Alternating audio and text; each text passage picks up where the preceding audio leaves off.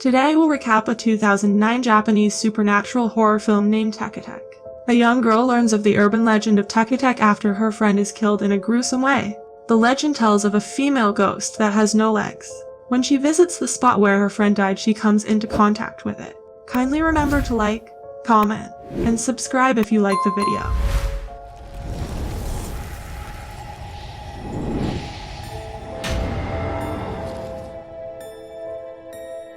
At the beginning of the movie, we see an office worker named Hiromi on her way home at night in Nagoya, Japan. Some children are playing on the same train and are talking about Teke Teke, that who has come back and is killing people by cutting them in half. Their bag then hits her. She returns the bag to them and stops them to talk about Teke Teke. Now when she is walking on the overbridge, she feels a sudden gust of wind and hears a strange scuttling sound. She then sees that a fast-moving entity is chasing her. Fearing that, she starts running away and manages to hide from the threat.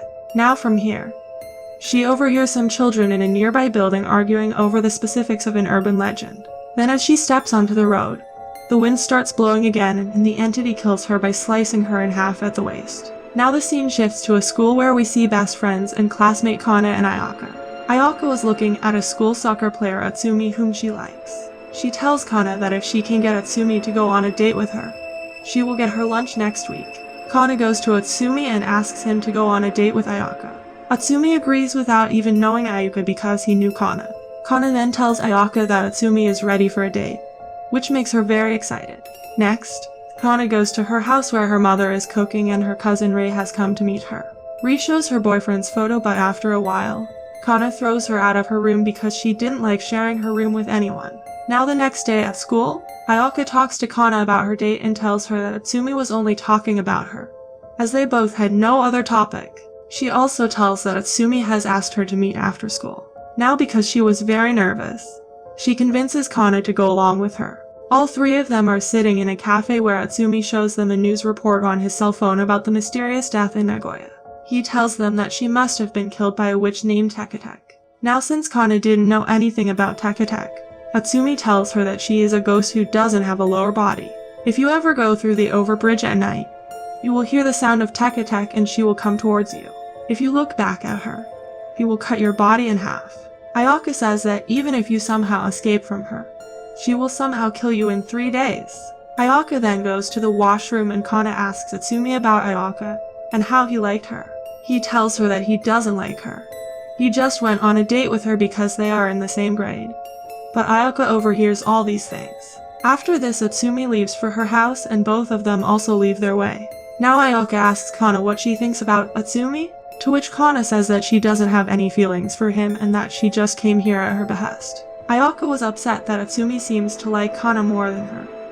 She fights with her and angrily takes a different route home, which Kana is very hurt to see. Later, when Ayaka is walking on the overbridge, she felt that she should not have talked to Kana like this. Then suddenly a strong wind blows and she hears the same scuttling sound. Ayaka looks back and horrified to see Teke Teke there. She tries to run away from there but trips and Teke Teke very quickly rushes toward her and kills her by severing her upper body from her lower body. Now the next day, Kana was shocked by Ayaka's death, when a teacher comes there and takes her to a room for a police statement. Because Kana was with Ayaka at the last moment, here Kana does not tell the police about the fight with Ayaka. She simply tells that they met yesterday and then went to their respective homes. Then she remembers last night's story that how Ayaka did not go with her and left for home in another way. After this, she sees the news of Hiromi's murder case in the house, in which it was being told that the police has arrested her boyfriend Hiromi murder case. He denied any involvement in her death and told the authorities that he saw a woman with no lower half. The next day, when she is on her way home from school, she meets Utsumi and tells him that she didn't tell the police that she argued with Ayaka that night. Now Utsumi takes her to a hill to refresh her mood. Here he tells her that when he went on a date with Ayaka, she told him that you two are best friends and can't be angry with each other for long. Kana smiles after hearing this, but the very next moment, she starts crying remembering Ayaka. Utsumi then drops her at her place, where Kana talks to him about Hiromi's murder case, that which Hiromi's boyfriend saw a half-cut girl. But Utsumi says that Teke Teke is just an urban legend and she is not real. Her boyfriend must have been making up all these stories to escape. Kana then leaves from there. Now she goes to the overbridge with a bouquet to give a tribute to her friend. She places that bouquet on the spot where 𝐀𝐄𝐒 died. On the other hand, Atsumi doesn't feel right, so he goes back to see Kana. Here the wind starts blowing and Kana hears the same sound, due to which she gets scared and closes her eyes in fear. After this, Teke Teke comes to her but does not do anything to her. Now after some time, when Teke Teke leaves there, Kana opens her eyes and starts leaving there. But then she hears 𝐀𝐿𝐿𝐿 call her name from behind and she accidentally looks back where she sees Teke Teke, who begins to chase her. Kana starts running away after seeing her and meets Atsumi on the way, who helps her escape on his bicycle. But Teke Teke was still following them, and after going some distance, his cycle slips. But by then Teke Teke had left chasing them. Now Atsumi is admitted to the hospital because his leg was fractured after falling from the bicycle. She then goes to the library where she reads about Teke Teke in a book. Just then her cousin Ri comes there and tells her that she is researching Teke Teke. Kana asks her about Teke Teke, to which she tells her the same thing Atsumi and 𝐀𝐿𝐿𝐿 told her. Kana asks her in more detail, to which Ri tells her that a girl had committed suicide and all this started then. She is going to meet a scholar in Kakagawa, where she will talk to him about that suicide case. Now Ri starts leaving when Kana tells her that she has seen Teke Teke and tomorrow it will be 3 days since she saw her. Now Ri takes Kana with her to the professor. He tells them that a woman committed suicide in 1948 by jumping off of an overpass in 𝐀𝐄𝐄𝐒. And her body was cut into 2 pieces after being cut from the train, and since then the rumor of her ghost started spreading. Kana asks him the reason for her suicide, but the professor has no information about it. Then when Kana asks him the address of the girl's house, the professor asks one of his assistants named Teke to take them to that place. After this, he tells them about research that Teke Teke does not like the red color at all. If they throw any red colored thing kept with them, then they can escape from Teke Teke. But he does not know if it is true or not. Now Teke leads them to the daughter of a landlord who lived in that area. She tells them that the woman who killed herself was a nurse named Kashima Ryuko, who was assaulted and raped by an American soldier. Traumatized, Kashima associated the color red with the bleeding she experienced during the incident and discarded all red objects in her sight as a result. Now because they had got all the answers, they drop Teke and start leaving from there.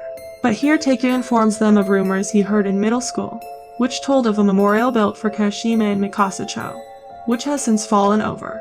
And since that time Teke Teke is killing people, he says that if that memorial is put back in its place, then maybe everything will be fine. Now Kana puts the name of the place on her phone's GPS, and here Ri reveals that she too had seen Teke Teke when she went to the overbridge for research. Now both of them had only 2 hours left, after which Teke Teke will kill them. Then after some time, they reach that location but they do not get anything there. Now they had only 1 hour left, so Ri calls Teke and confirms the address of that location. Teke checks it on the map and tells them the address of the place, which is 8 kilometers away from them. Then finally they discover the fallen memorial in a forested area, and only then does Teke Teke starts moving towards them very fast. But both of them manage to lift the memorial back into its original position, and Teke Teke does not attack them. Next, both of them are sitting in their car when they notice Teke Teke behind them on the road. Seeing her, Ri starts driving away and Kana tells her to throw the red things out of the car, but their car itself was of red color. Ri suddenly applies the brakes of the car, due to which Teke Teke collides with it, and both of them get out of the car and start running from there, removing red clothes and accessories. They both then enter a forest where they get separated. Teke Teke then comes to Kana and Kana gets very scared seeing her. Just then Kana's phone rings and she sees that her phone and keychain are red. Now as Teke Teke is about to attack her, he throws her phone and Teke Teke disappears from there. After some time, Ri finds Kana and when she is approaching her, accidentally cuts her head on a branch, causing her to bleed. Now because the color of the blood was red, Teke Teke jumps at her and kills her by cutting her body into 2 pieces. Sometimes later, a group of children walks outside Kana's house and they were discussing that there is a crazy girl who keeps throwing red colored things out of the window, and we see Teke Teke run behind them. Now a year later, Teke comes to meet Kana at her house. Kana's mother tells him that she hasn't come out of shock since Ri's death. Teke goes to meet her in her room and has brought sweets for her as he has now become a professor. Now seeing the red color box of sweets, she starts screaming and the movie ends here. Thanks for watching!